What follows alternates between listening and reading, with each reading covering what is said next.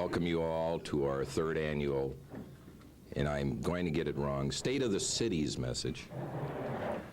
Before we begin, I'd like to thank our gracious host, the Alexander Hamilton Company.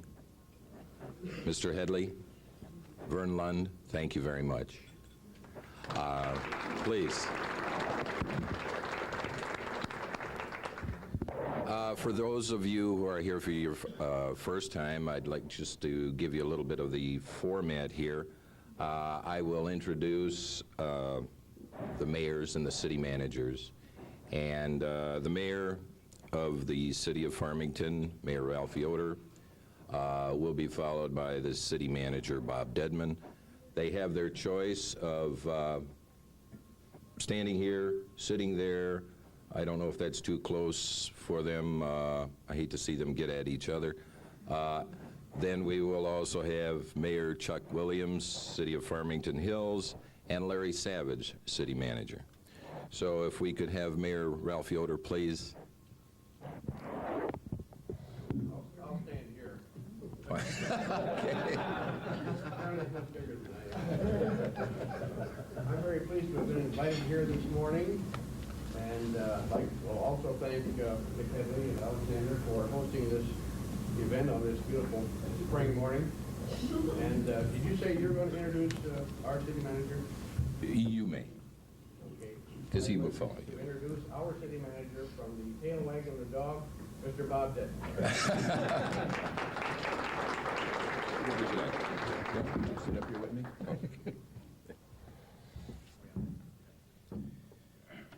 Well, I was reminded very early on this morning as to who bought breakfast, so not to talk on voters' choice. So here we are. We'll talk about the city of Farmington, okay? Actually, the city of Farmington is in good shape financially and in pretty good shape in all other aspects. The state, because of the increase in the state income tax, has been able to meet its payments, its revenue sharing and sales tax payments to the city on time this year for the first time in several years. Other income has come in just pretty well as expected. We see an awful lot of activity in the area of future construction going on. That's the first time we've seen this kind of activity also in probably 2 to 3 years. We're going to see in the community some new development, including a shopping center down around 9 Mile and Farmington Road. We're going to see some office complex going up at Drake Road and Grand River, and a few other smaller projects throughout the community. This is very encouraging. It shows that the area is still very viable. The economy is getting better. We've added or improved some of the services being offered by the city. We've trained additional public safety officers in emergency medical technician skills. We have changed our life support provider from one ambulance company to a new ambulance company that was formed here about 2 years ago called Community Ambulance, which is associated in some respects to the Boxford Hospital.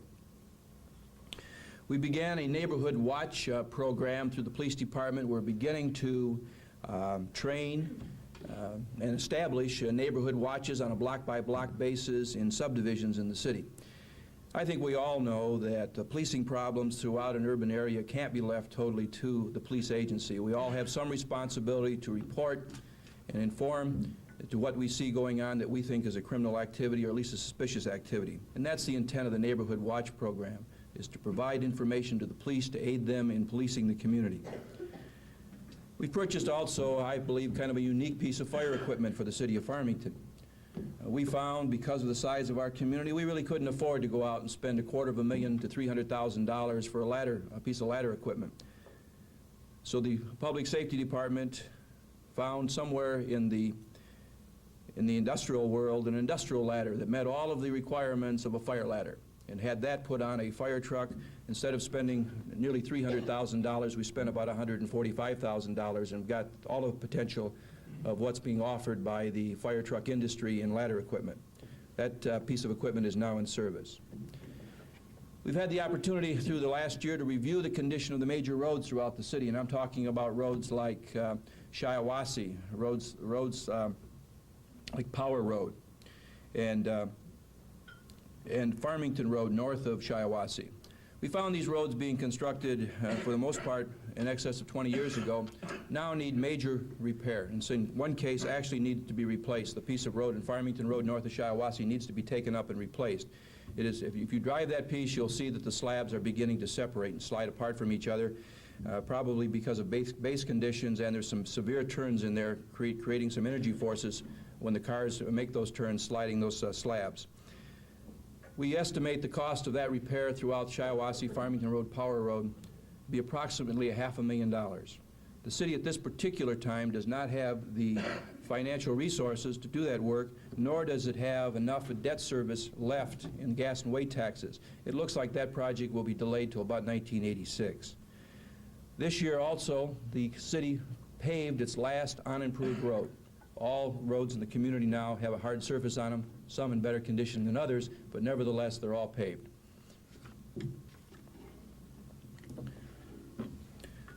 The 1980 census indicated to our community that we're the second oldest community in terms of age in Oakland County. The average age in the city of Farmington is 44 years of age. Average age of people living west of Drake Road in the city of Farmington is 50. It's becoming a very senior community. Because of that, we have taken into consideration the needs of the senior citizens in a park design that we have just completed. We've also taken in their consideration their needs in sidewalk construction. We surveyed the Grand River right-of-way about 3 years ago and found, again, the age of the people living in the apartment complexes, for the most part, were older than the average age of the community. Through community development funds, we built a Grand River sidewalk. This coming year, we will build a sidewalk on Drake Road. It will not only serve the city of Farmington, but will also serve the city of Farmington Hills residents who are living in the new senior citizen housing complex at Drake Road and Freedom Road. That sidewalk should begin as soon as the weather breaks. This is supposed to be spring. I'm not sure. The commercial in the districts in the city of Farmington have caused us to pay a lot of attention to them over the last 10 years, actually. The downtown area seems very viable. All the buildings are filled. The tenant mix is changing. There is some concern throughout the community as to the tenant mix that's occurring in the downtown area. There is a change from the mom-and-pop operation or the sole proprietor operation to national-type tenants. That seems to be a change throughout the marketing throughout the Detroit metropolitan area. The off-pricer or the discounter seems to be the trend. I notice even the new complexes being constructed in the city of Farmington Hills has the same type of tenants. As I go through Birmingham, I find the same type of tenants. So it seems to be the trend of the marketplace, and government doesn't control the marketplace. You and I as purchasers, we select who we'll do business with and who we won't and how we'll spend our money. So the trend, I think, is going to continue as long as you and I decide that's the way we wish to do our purchasing. I think also there's a trend towards larger stores. We see that in the community. We have a new grocery store being constructed in the complex at Farmington Road in 9 Mile. That grocery store will have over 43,000 square feet in it. I can remember, and I'm sure most of you can, when the grocery store was a little 6,000 square foot on the corner somewhere, A&P or the old Smith chain. Now they're getting larger and larger. Drugstores are now over 15,000 square feet. Hardwares, again, 15, 20, 30,000 square feet. So the trend is for larger and larger stores offering more services out of the same building. And we see this actually going on in the city of Farmington in the reuse of some of the existing buildings and in the construction of new. I mentioned briefly that the council just approved a recreation plan. The Shiawassee Park has basically been the central park for not only the city of Farmington, but for Farmington Township when it was a township, and for most part since they've become a city. They recently are going to acquire a large tract of land which will take, I'm sure, some of the pressure off that park. So it's not only served a community of 6,000 to 11,000 through its history of Farmington, but it's also served the greater community for the needs in baseball and picnic spaces and so on. Because of this, the facilities in this park have worn out probably faster than they would have had it been just an isolated park used only by the city of Farmington. For that reason, and for other reasons also, many of the facilities are poorly designed in that park. They were fine in the day in which they were constructed, but the needs have changed today. You no longer can have people standing back to back serving 2 baseball diamonds in the same outfield. It's not a good way to play the game, and besides that, it's probably dangerous. The park will be reworked. New baseball diamonds will be installed in the park. We'll call a walk-jog track will be installed in the park. It'll be about 3/4 of a mile long. You'll have 20 exercise stations along it that can be used by the physically fit, the senior citizen, and the handicapped. There'll be different degrees of exercise that can be done at those stations. There will also be additional parking installed on the park properties. And this has been made possible through a cooperation with the school district. They have leased to the city of Farmington an additional 4.5 acres of property, which is located just west of the park. It will allow us to put some additional facilities in that park that we could not have done had we stayed within the old park complex.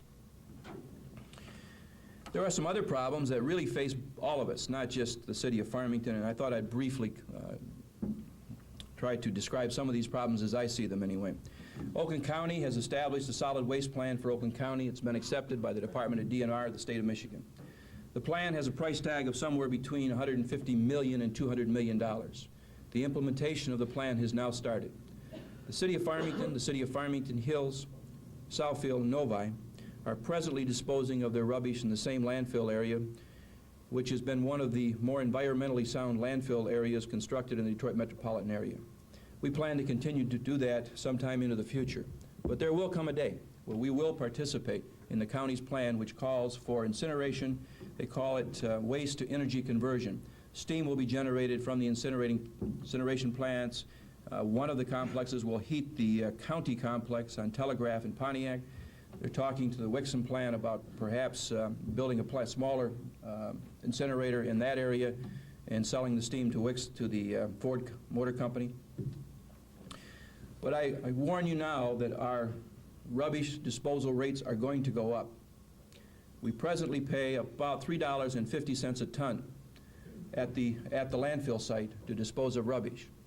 It's estimated to cost somewhere between $15 and $25 a ton to dispose of rubbish at the new facilities that will be built on the county complex.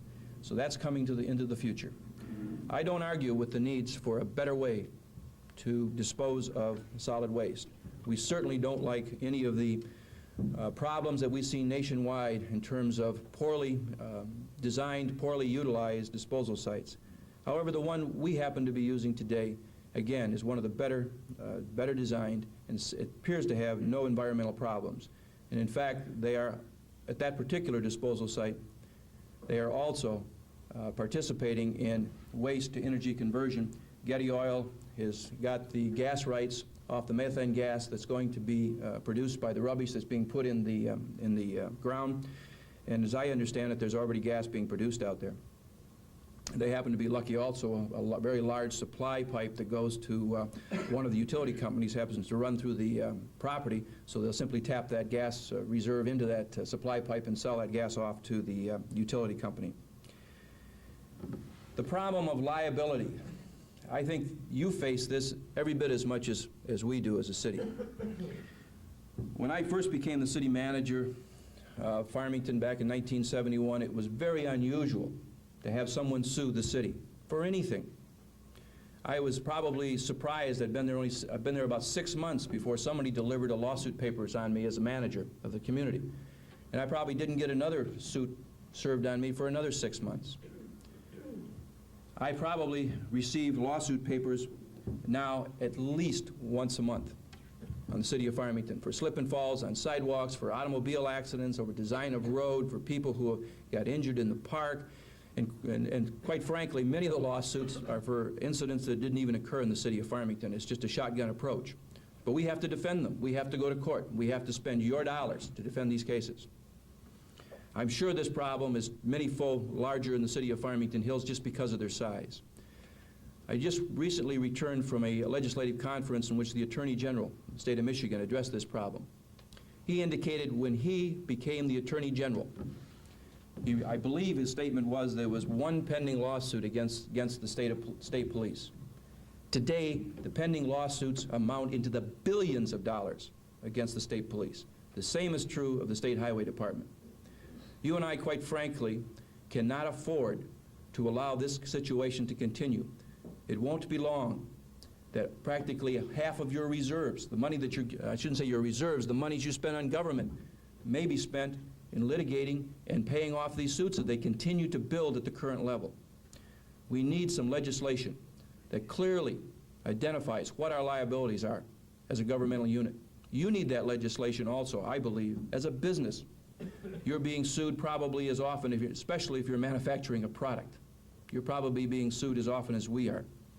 So there has to be some concern given to this problem by the legislature. It's only become a concern of the state when it becomes nearly unmanageable via the Attorney General coming to the various council people of the state here just last week and describing the problem, hoping to get some support out of local government for legislation. It's interesting, he mentioned how other states have dealt with this problem. Most of them have put limitations, dollar limitations as to how much you can sue a community for. The state of Nevada, I guess it was $50,000 maximum. It's a maximum claim that you can make against the state of, as an individual can make against the state. Apparently Indiana, Florida, and many other states also have dollar limitations. Perhaps that's a solution. I don't particularly think that's the only answer, but we need to begin working on this problem. You see here, the first time I've appeared on cable TV, the Cable Commission now has underway, with cooperation and using the facilities of Metrovision, the public access programming part of the cable franchise. There are numerous programs underway. Training is going on nearly on a daily basis for citizens who wish to participate. They can be crew members, they can produce their own programs, they can be directors. There's many functions. You don't have to go to the facility and decide that you have to produce a TV program. But there are people there at the facilities, and we stand ready to help you. And through Lark Simonian, Lark, will you stand up for a moment? Lark Simonian, who is the executive director of the Cable Commission, she stands ready also to help you produce and programs. Hopefully, we will go on the air on the public access channel April 16th. Do I stand corrected? Is that right? April 16th, we're going on the air. Many of the programs in the beginning will be things that they say they're in the can. They've been produced before. You may see some things that you may have participated in before. But as time goes on, there may be live shows, and I'm sure there'll be more current event type shows as time goes on, as more and more people participate.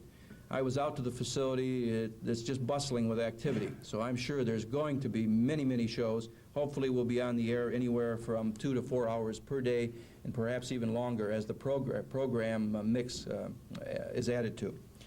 With that, I guess we're going to save some time a little later for questions and answers, and perhaps we can respond together with those. So I'll turn it back over to the program chairman.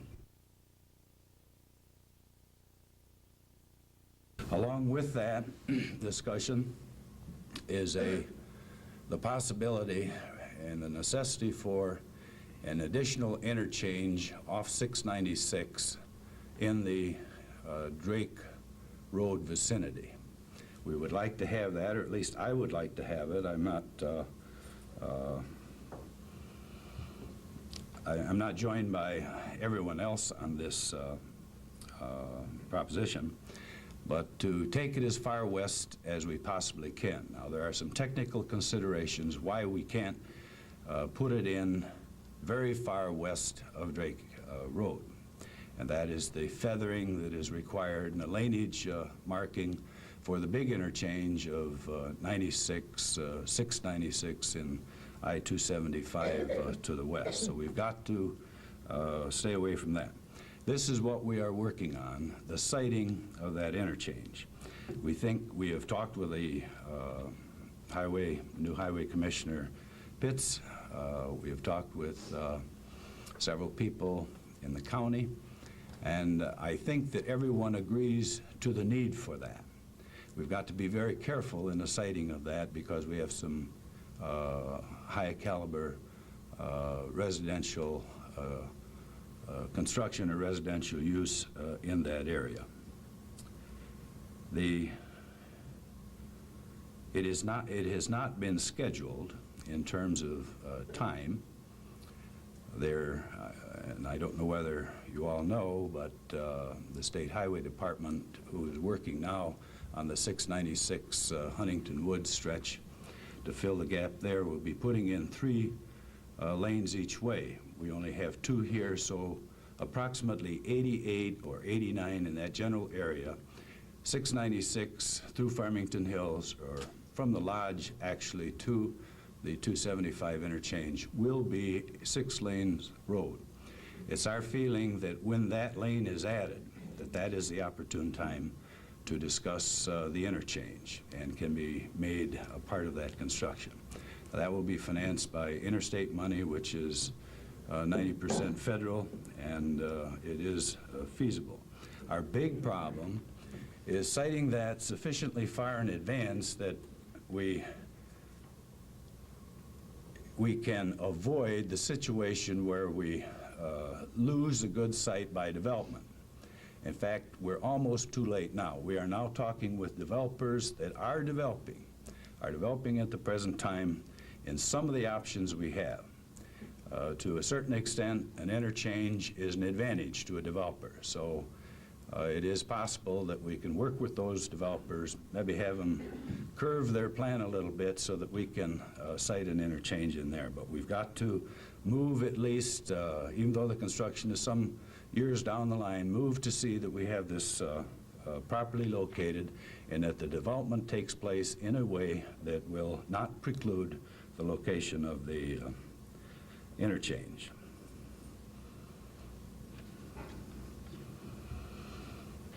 Okay, in house at the present time is a study being made of our data processing and automated management system.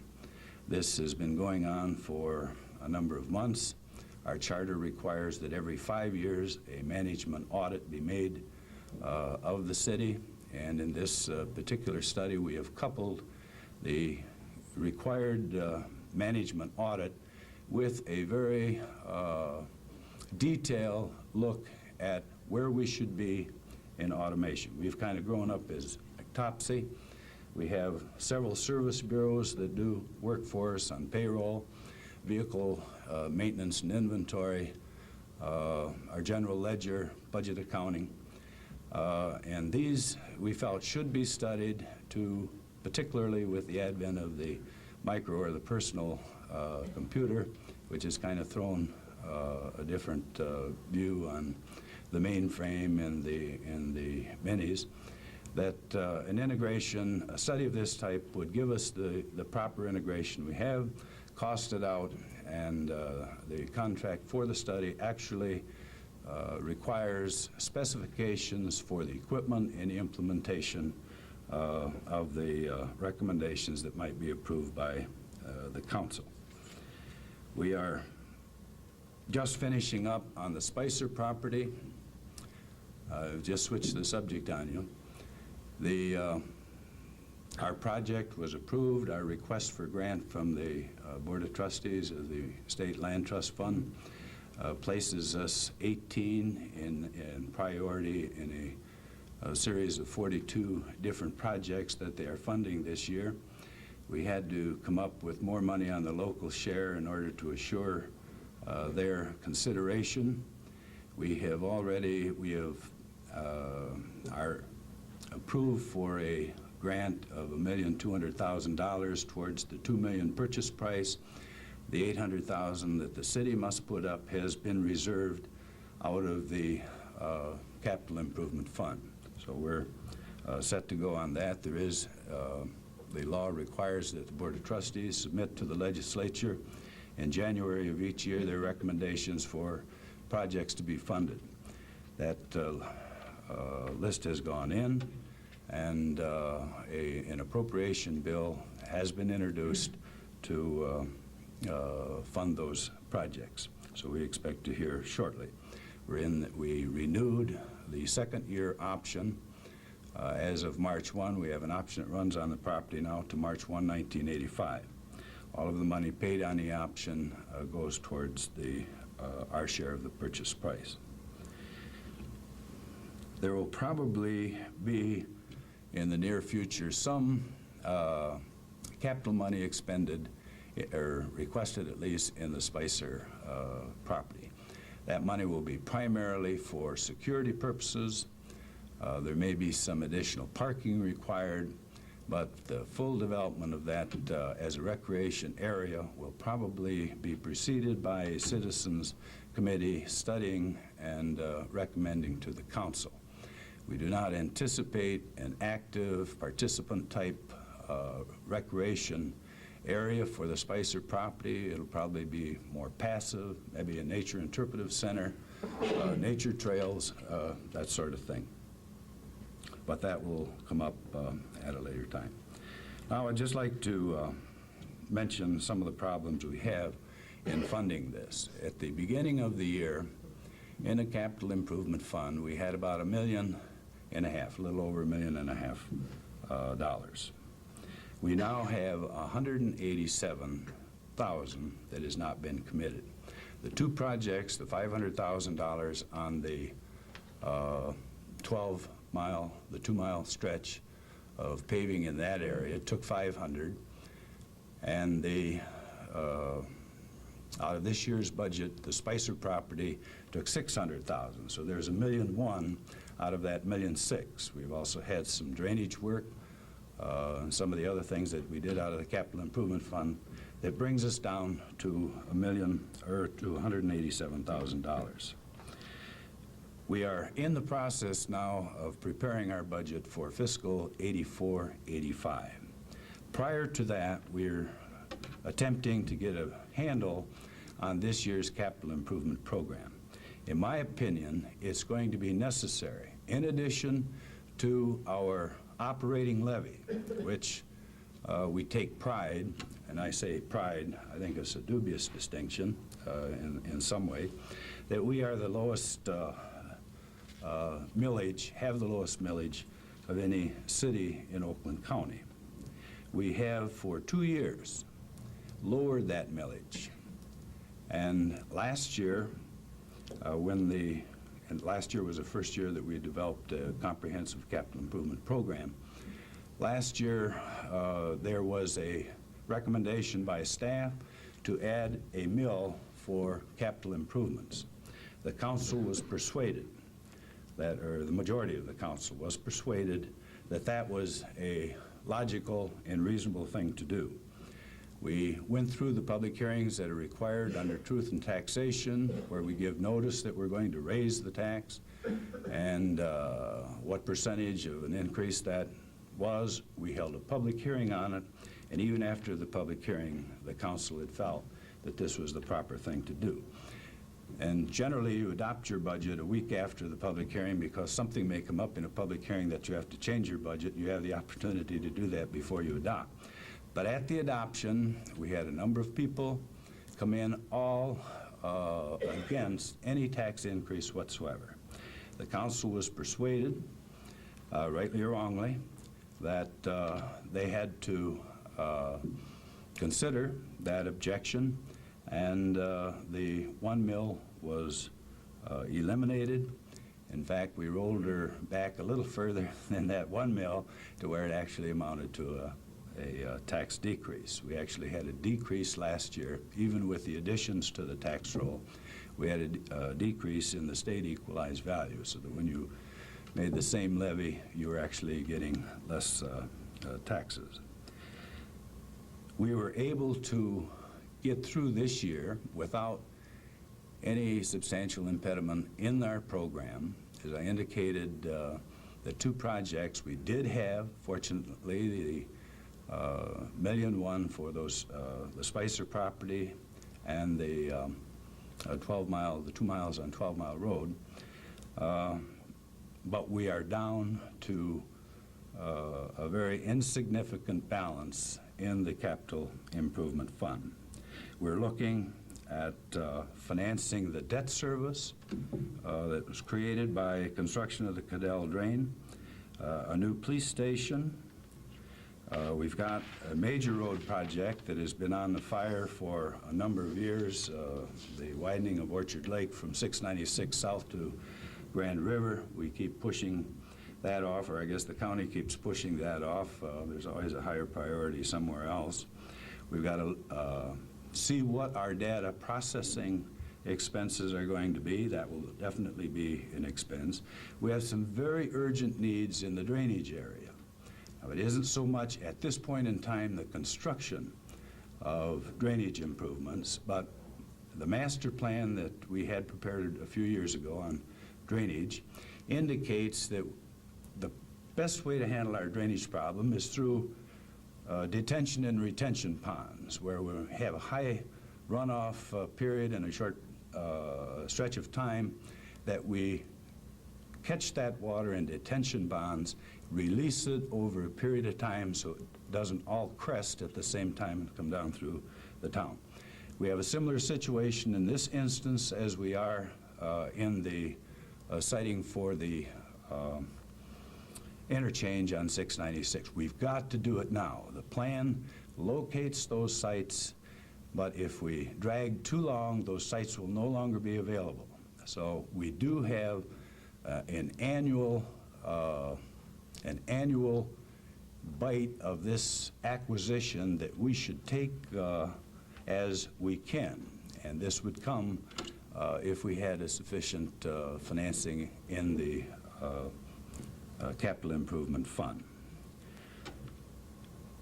As I indicated, there will be some development on the Spicer property. I don't anticipate in the next few years at least that this will be major. There are buildings on it that may need some refurbishing. We have been working with the school system in the establishment of an educational farm. That would be perhaps a joint venture. This has not been ironed out yet. But on this problem, and I think we're going to have to go into an educational campaign on this. The council has not really been faced with a recommendation yet. I understand coming here this morning that the Planning Commission approved unanimously the capital improvement program that had been submitted to them, and the law requires them to do it, actually prepare and submit it to the council. They have approved it, and it will be coming to the council. Now, the council does have some room between what we are levying at the current time and what our authorized levy is in the city charter. There is room in that gap that substantial sums could be added to the Capital Improvement Fund by the choice of the council. There are some on the council who feel that if there's going to be any increase in tax at all, that it should be submitted to the voters for a ballot. That apparently would take place in the fall election. Whichever way it is done, the council has a real rough problem in this day of tax revolt. We have, in the last 2 years, as I indicated before, actually lowered the tax levy. We, in that period of time, had money that we had generated and set aside in a capital fund prior to this year. We are not in that situation now. So I would request that those of you who are interested be concerned with the problem. If you want to know whether or not the police station is necessary, we can take you through the police station. We'd welcome the opportunity to do that. I think we've got to demonstrate to the public that the need is there, whether we go to vote or whether the council does it in their discretion. And I would request your assistance in making yourselves acquainted with the capital improvement program. We will have copies available as soon as it has been approved and becomes a matter of policy. Those of you who would like copies of that, please let us know. Those of you who would like any information on it, please let us know. I guess that concludes what I have to say. If there are an opportunity for questions, I'll let Tom handle. Thank you.